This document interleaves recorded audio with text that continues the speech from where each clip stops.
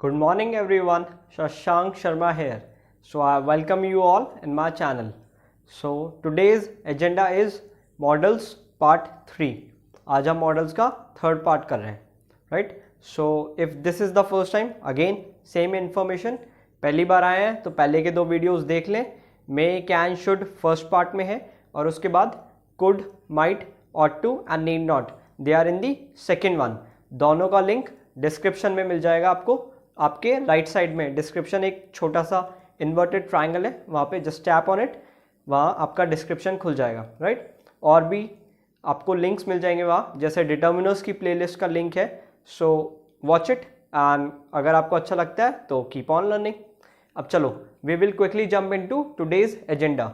आज का जो एजेंडा है उस पर जंप करते हैं, आज जो करना है. So our 8th model is must. आज का जो मॉडल है that is must. Again applications को डील करते हैं. First one, compulsion. बच्चे दिस कंपल्शन एक बार तीनों को बता देता हूँ. First one compulsion, second strong obligation, third one strong possibility. Now we will deal with them in a detailed manner. First one compulsion. तो बच्चे कंपल्शन जो वर्ड है that is derived from the word compulsory. ये जो compulsion है ये compulsory से निकला है. तो जो चीज़ कंपल्सरी है वो आपके लिए कंपल्शन है. और अगर हिंदी में बात की जाए, कंपल्शन क्या हो गया? मजबूरी. द ओनली चॉइस लेफ्ट, एक ही चॉइस है. द ओनली चॉइस लेफ्ट के लिए एक ईडियम भी होता है, उसको बोलते हैं हॉब्सन्स चॉइस. एकमात्र जो चॉइस बच गई है आपके लिए that is Hobson's choice. Idiom है, जाके सर्च करें और पढ़ें उसके बारे में. अब एग्जाम्पल देखते हैं कंपल्शन पे, मजबूरी पे. He must apologize for his mistakes. उसको अपनी गलती के लिए माफ़ी मांगनी ही चाहिए. अपोलोजाइज का मतलब माफ़ी मांगना. अब यहाँ क्या कर रहा है? मस्ट एक कंपल्शन शो कर रहा है कि भाई उसको मांगनी ही पड़ेगी, ये उसके लिए मजबूरी है. अब second one, we must reach school in time to avoid punishment. हमें स्कूल टाइम से पहुँचना चाहिए पनिशमेंट से बचने के लिए. अब बच्चे देखो, पनिशमेंट से बचना है ना तो टाइम पे आना ही पड़ेगा. तो ये क्या है? नहीं तो फिर डंडे वगैरह के लिए तैयार रहो, या फिर बेइज्जती के लिए जो अलग से एक लाइन बनती है, राइट. जो सीनियर्स होते हैं उनके जस्ट लेफ्ट में एक लाइन बनती है, उसमें सारे भरे पड़े रहते हैं लेट कमर्स और वो, तो उसके लिए तैयार रहो. दैट इज ऑल्सो कंपल्शन, मजबूरी. पनिशमेंट से बचना है तो टाइम पे आ जाओ. Now our second application is strong obligation. अब obligation बच्चे क्या होता है? ड्यूटी और रिस्पॉन्सिबिलिटी. ऑब्लिगेशन मतलब आपकी ड्यूटी, जिम्मेदारी. रिस्पॉन्सिबिलिटी वही जिम्मेदारी आपकी. इसका एप्लीकेशन देखते, इसका यूजेज देखते हैं. His mother is not well. He must take care of her.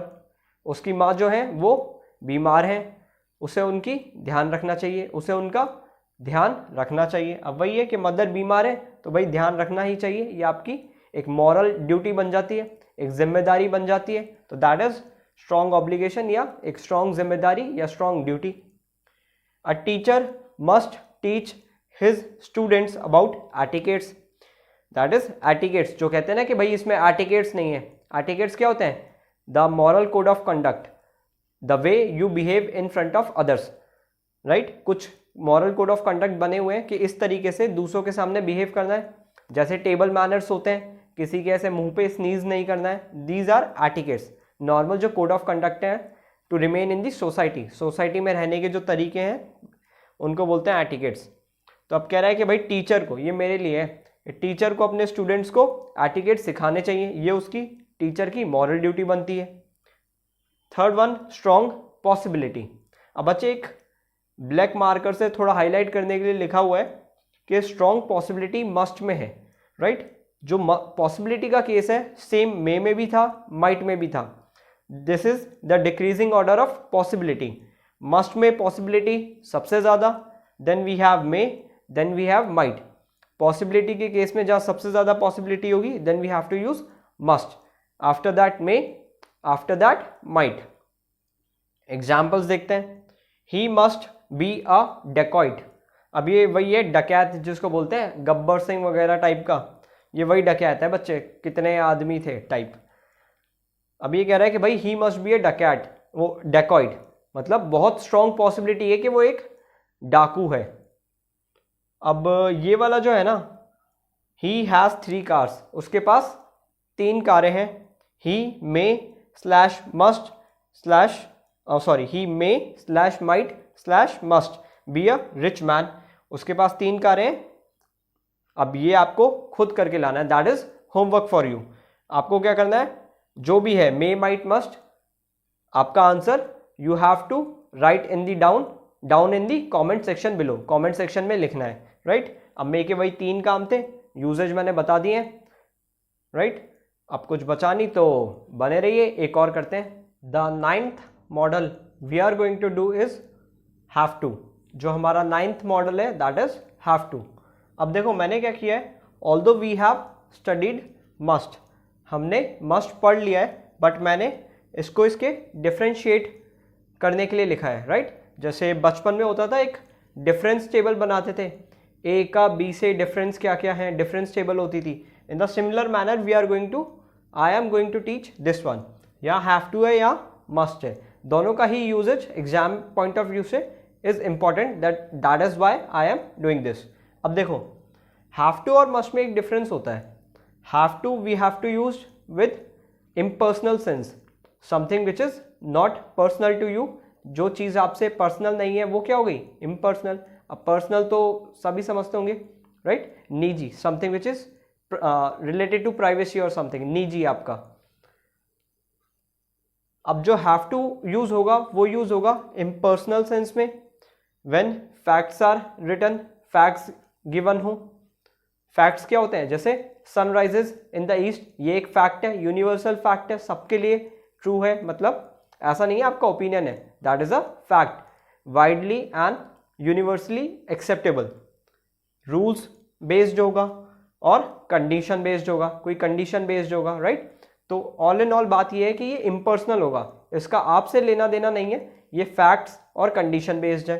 Where as must based on personal things, मतलब आप इसका सेंस पर्सनल होगा आपसे, the sense of must is related to you, आपसे रिलेशन होगा इसका।